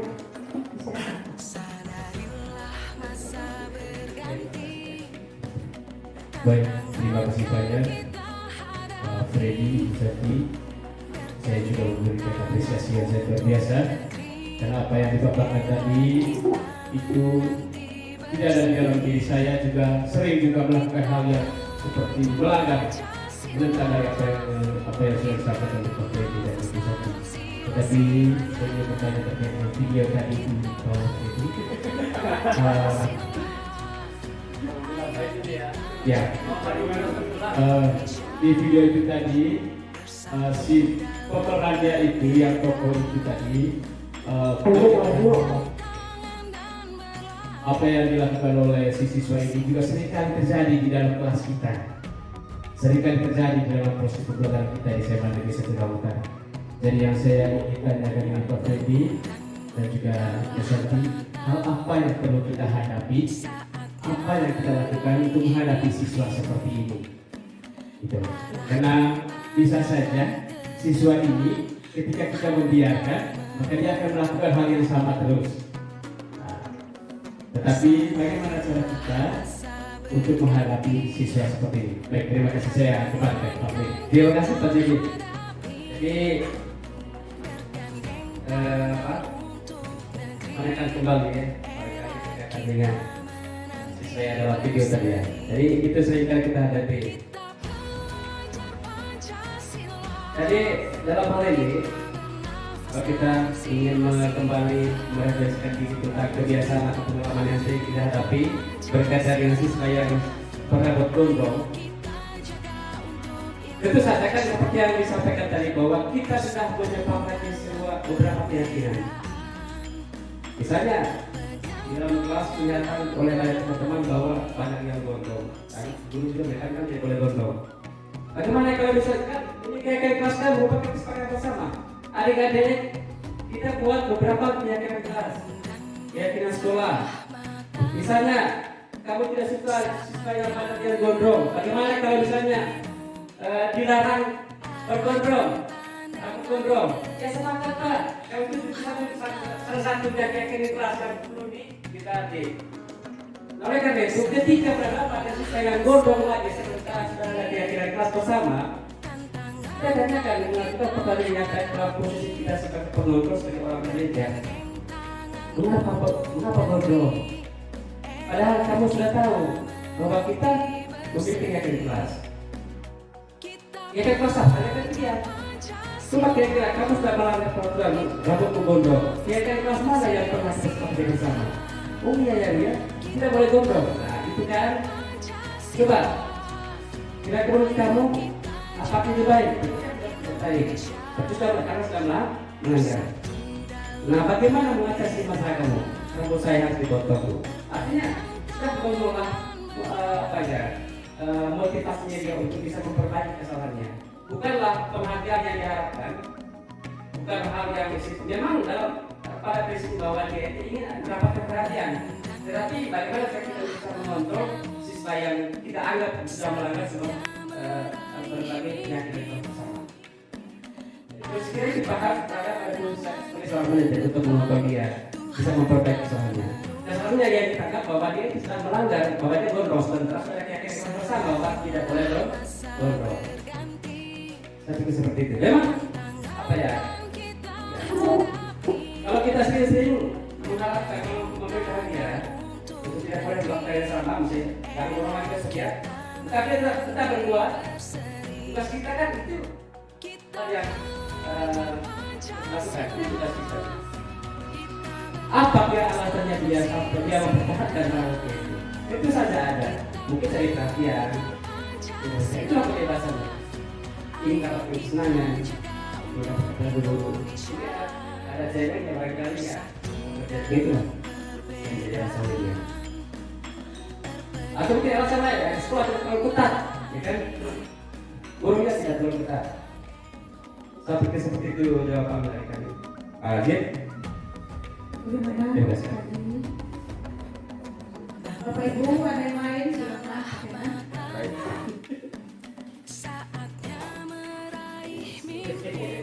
Menarik sekali ya. Sebelumnya saya mohon maaf karena terlalu banyak yang tadi saya punya. Apa? Ini Biar saya di sini berbicara tentang keyakinan keras. Tadi sudah disentil sedikit oleh Pak Teddy tentang keyakinan keras. Saya sudah bilang itu, tapi saya punya bukan keyakinan keras, tapi keyakinan mata pelajaran. Artinya apa-apa yang harus dilakukan oleh siswa ketika jam pelajaran bahasa Indonesia itu saya sudah buat, itu setiap tahun saya buat. Untuk tahun ini saya sudah buat di awal semester. Salah satu yang saya lakukan itu tentang jam masuk kelas 5 menit. Kalau misalnya guru sudah masuk, siswanya terlambat, dia tetap di luar, harus diarahkan untuk masuk kantor, belajar di kantor. Itu yang pertama. Yang kedua, siswa yang 3 kali absen tidak mengikuti pelajaran bahasa Indonesia dan juga sastra, kepadanya tidak diizinkan untuk mengikuti ujian. Ini kesepakatan bersama. Ini kesepakatan bersama. Nah, pertanyaan saya, apakah saya tidak salah atau apakah saya salah? Kalau misalnya pas di kemudian hari saat ujian, saya tidak memberikan ujian kepada siswa yang sampai 3 hari tidak datang ke sekolah, atau saya tidak memberikan izin kepada siswa yang terlambat, apakah itu bukan bentuk hukuman yang membuat dia tidak masuk kelas, yang membuat dia tidak punya nilai? Baik, terima kasih, saya kembali. Terima kasih Pak Rehan. Apakah pertanyaan Bapak tadi, apakah tidak salah, apakah salah jika saya tidak memberikan ujian itu sebagai hukuman? Itu Mas Reno. Oke. Sebelumnya itu, apakah kita sudah membuat, tadi Bapak katakan kesepakatan kelasnya sudah dibuat. Nah, apakah saat membuat kesepakatan kelas itu dalam rangka membentuk keyakinan kelas? Misalnya, apa sebenarnya membuat aturan ini? Apa yang kamu yakini? Sebenarnya sudah belum. Karena kan kalau membuat keyakinan kelas berarti harus membuat apa yang disepakati antara guru dan murid. Nah, Saatnya meraih kemudian apakah Arahkan pandangan ke depan, Tuhan kan tidak membolehkan siswa mengikuti ujian? Bertanya alasannya. Sadarilah masa berganti, tantangan kan kita hadapi, dan rintangan untuk negeri, era kita nanti berseri. Kita pelajar Pancasila,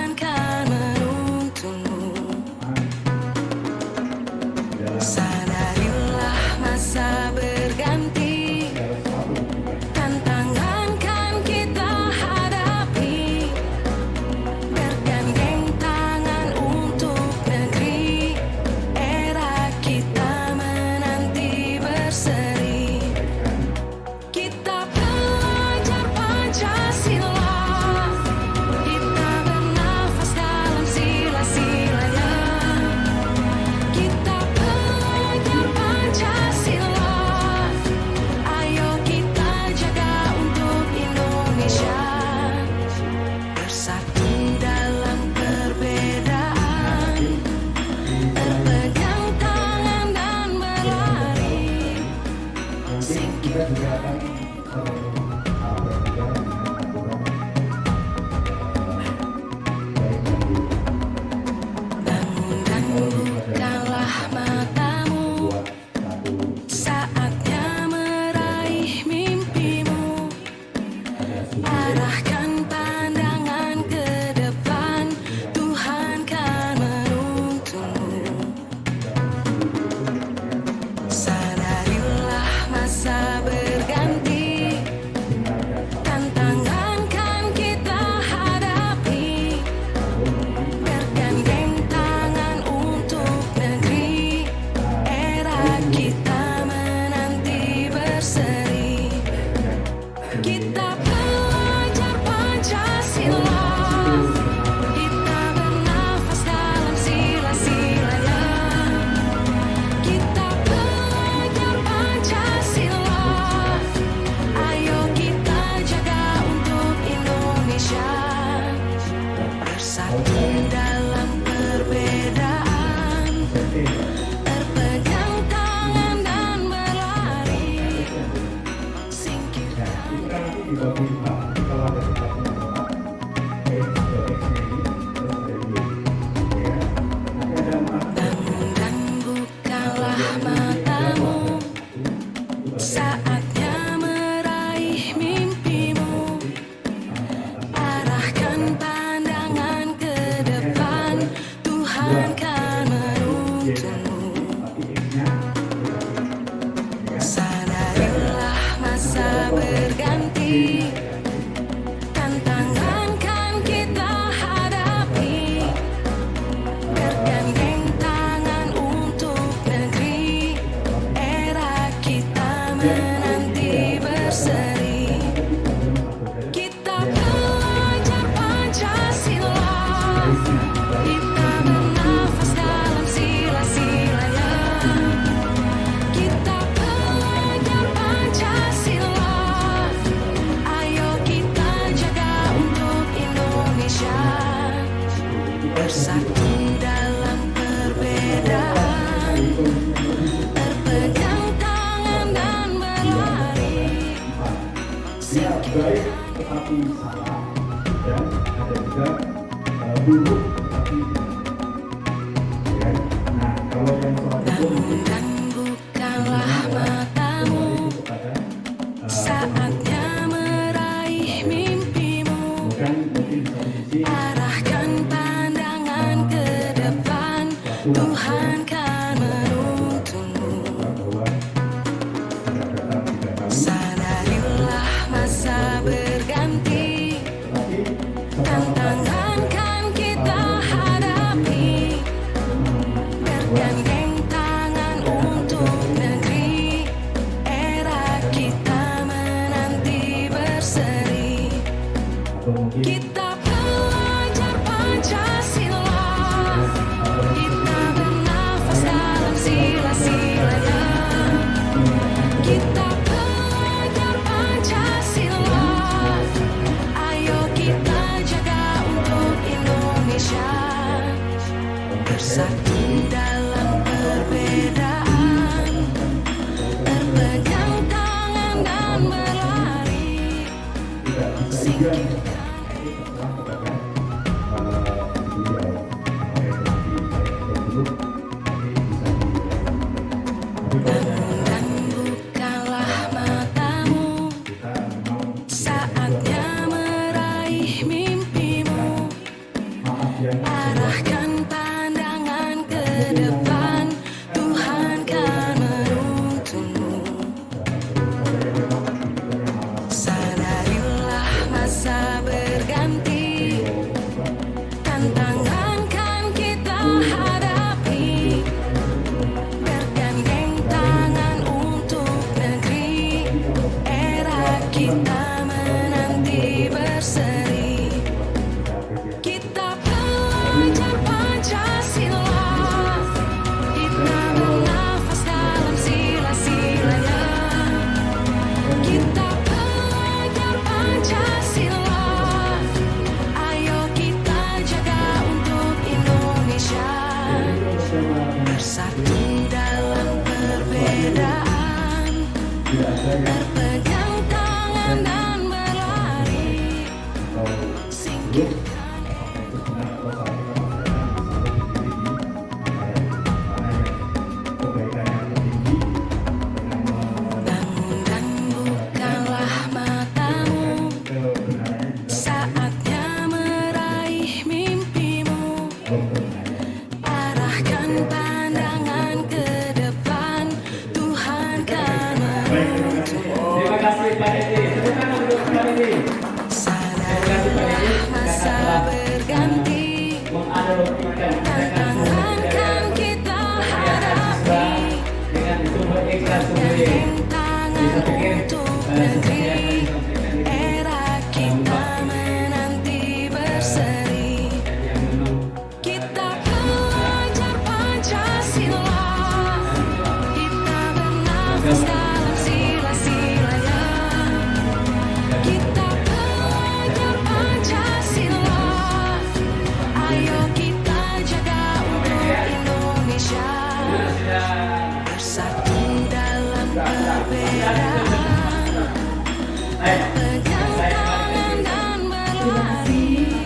kasih Bapak Ibu. Semoga masih semangat untuk agenda selanjutnya.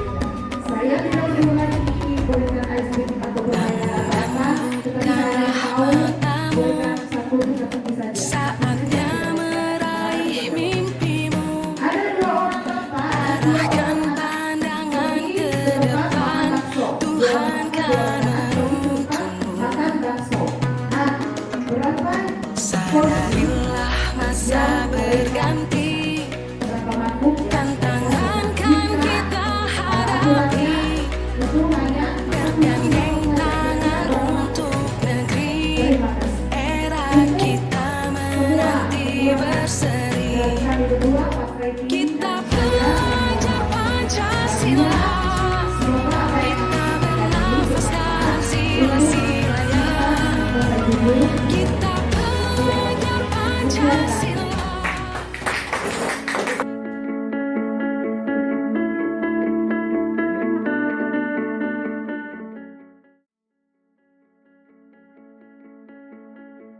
Pak, yang pertama kira-kira apa? Dilakukannya tidak boleh apa? Memotong pembicaraan teman, ya kan? Jadi sertifikatnya kesepakatan.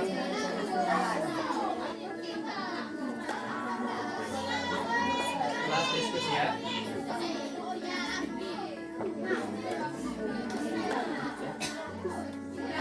Apa tadi? Tidak memotong? Oke.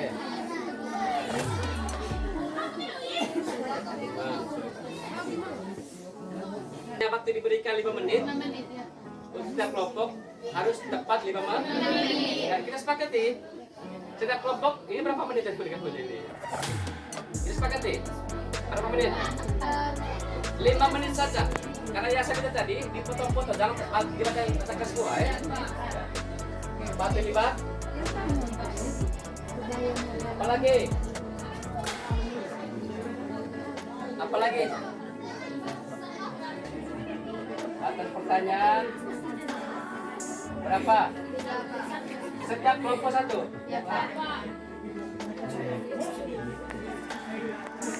Satu per kelompok. Oke. Masih ada lagi? Apa lagi?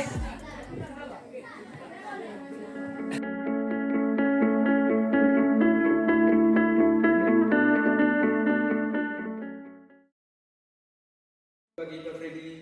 Selamat pagi Rizky, silakan dulu. Rizky, tahu tidak kenapa Pak Freddy panggil di sini? Mungkin berkaitan dengan tugasnya. Tetapi kemarin kamu hadirkan di sekolah. Ya, Pak Hadi.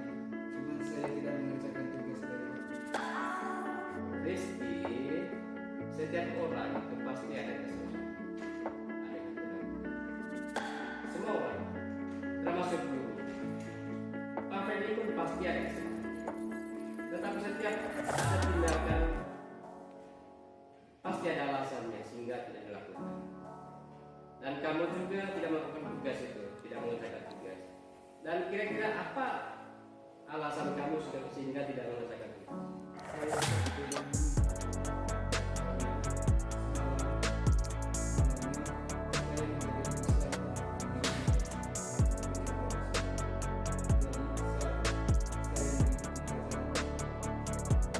Oh, gitu. Di rumah kamu ada kakak kan? Ya. Bisa tidak? Bisa minta bantuan kakak kamu untuk menjaga ibu kamu. Bagus kalau begitu.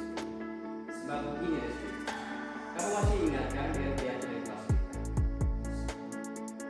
Kira-kira keyakinan kelas yang mana yang kamu maksud? Nah, ternyata kamu tahu. Apakah kamu punya solusi untuk menyelesaikan masalah ini, Rizky? Iya Pak. Pertama, saya minta maaf saya tidak mengerjakan tugas dari Pak. Dua, saya tidak akan tidur terlalu malam lagi. Tiga, saya akan mengerjakan tugas dari Bapak dan dituntut terus. Baik, terima kasih Rizky. Pak Freddy berapresiasi atas tanggung kamu. Dan kamu sekarang boleh kembali ke rumah.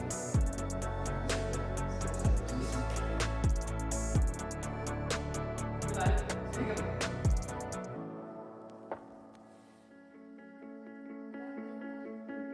Kamu tahu kira-kira kenapa Pak Freddy panggil di sini?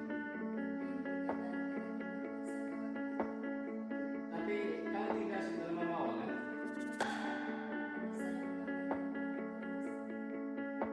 Gelar, semua orang pasti pernah. Guru-guru pun pasti pernah. Termasuk Pak Freddy juga pasti pernah. Dan tentu kami juga pasti punya alasan sendiri. Kira-kira apa alasan kamu sehingga kamu melakukan?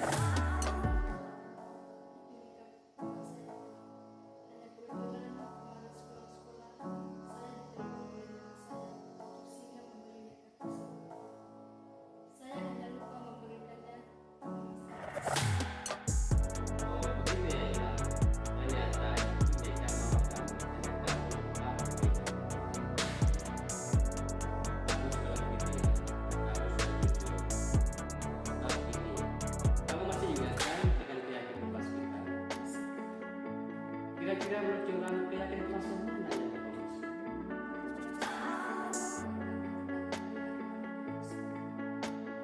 Nah, ternyata kamu tahu. Apakah kami punya solusi untuk menyelesaikan masalah ini? Pak? Saya minta maaf ke teman-teman karena saya telah sombong Kedua, saya berjanji untuk tidak akan atau memakai makeup yang berlebihan di sekolah. Baik, Pak Freddy berapresiasi atas janji kamu untuk tidak mengulangi kembali perbuatan kamu. Dan kamu boleh kembali ke tempat duduk kamu. Terima kasih Pak Freddy. Permisi.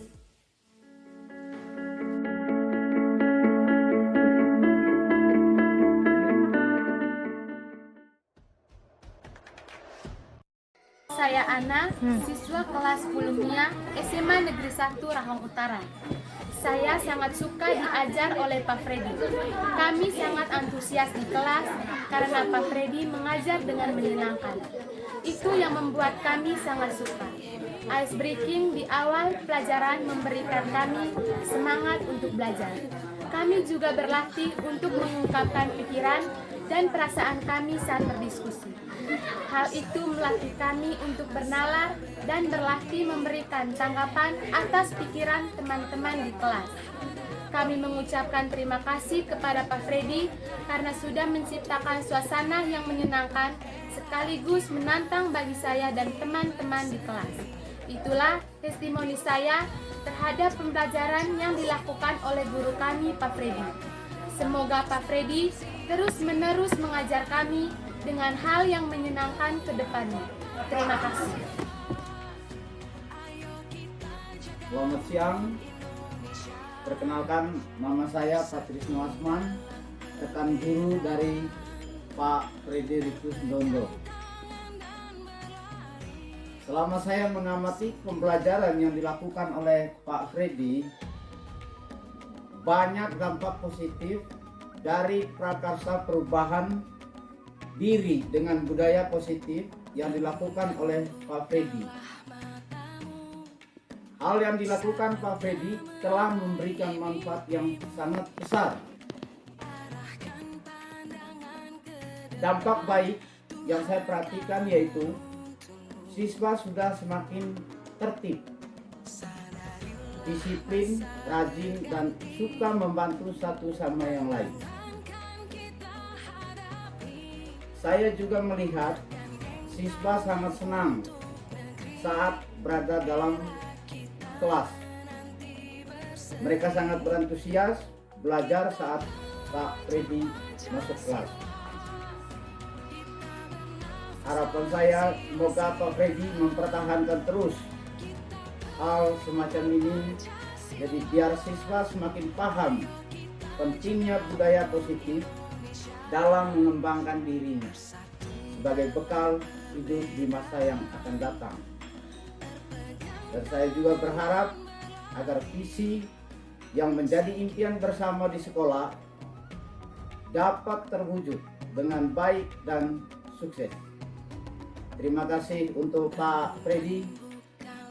Salam sukses selalu. Assalamualaikum warahmatullahi wabarakatuh. Perkenalkan, nama saya Sri Dewi Lestari dari SMA Negeri 1 Rahong Utara. Pada kesempatan kali ini saya akan memberikan umpan balik terkait diseminasi budaya positif yang telah dilakukan oleh Bapak Frederikus Dondo dan Ibu Valeriani Susanti Siong. Yang pertama, kegiatan diseminasi budaya positif yang telah dilakukan oleh Bapak Frederikus Dondo dan Ibu Valeriani Susanti Siong sangat bermanfaat bagi kami karena secara tidak langsung memberikan motivasi dan membuka mata kami para guru bahwa muara dari pembelajaran di dalam kelas adalah pendidikan yang berkarakter bagi peserta didik, sehingga kita sebagai para guru harus mampu menuntun dan memenuhi kebutuhan peserta didik. Yang kedua, mengenai keyakinan kelas. Keyakinan kelas adalah ilmu baru bagi kami, yang mana ilmu tersebut ternyata sangat bermanfaat dan sangat penting untuk dicoba dan dilaksanakan oleh para guru dan siswa di kelasnya masing-masing agar mampu terciptanya komunikasi yang harmonis antara guru dan siswa, mengajarkan siswa untuk bertanggung jawab, kemudian belajar untuk melakukan pembiasaan positif di lingkungan sekolah. Kemudian yang ketiga, harapannya kegiatan diseminasi budaya positif seperti ini sering-sering dilakukan agar seluruh warga sekolah tahu mengenai pentingnya penerapan budaya positif di lingkungan sekolah. Terima kasih, semangat selalu untuk Bapak Frederikus Dondo dan Ibu Valeriani Susanti Siong. Wassalamualaikum warahmatullahi wabarakatuh.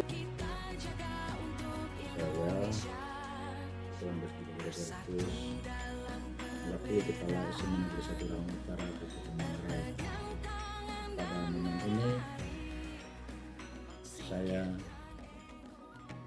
merasa gembira dan memberikan dukungan yang baik terhadap dua calon guru penggerak SMA Negeri Rahong Utara, Ibu Valeriani Susanti Siong dan Bapak Frederikus Dondo, yang sudah memulai memberikan inovasi-inovasi kegiatan belajar merdeka di kelas, utamanya budaya-budaya positif yang dapat meyakinkan siswa di dalam kelas tentang bagaimana mereka musyawarah,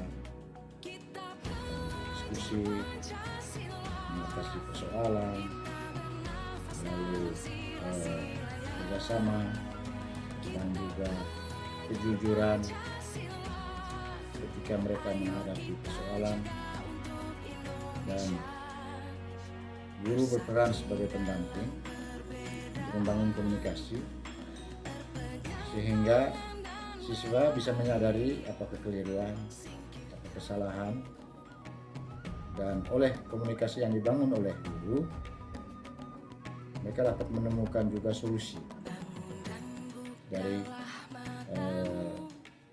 persoalan yang mereka hadapi, sekaligus juga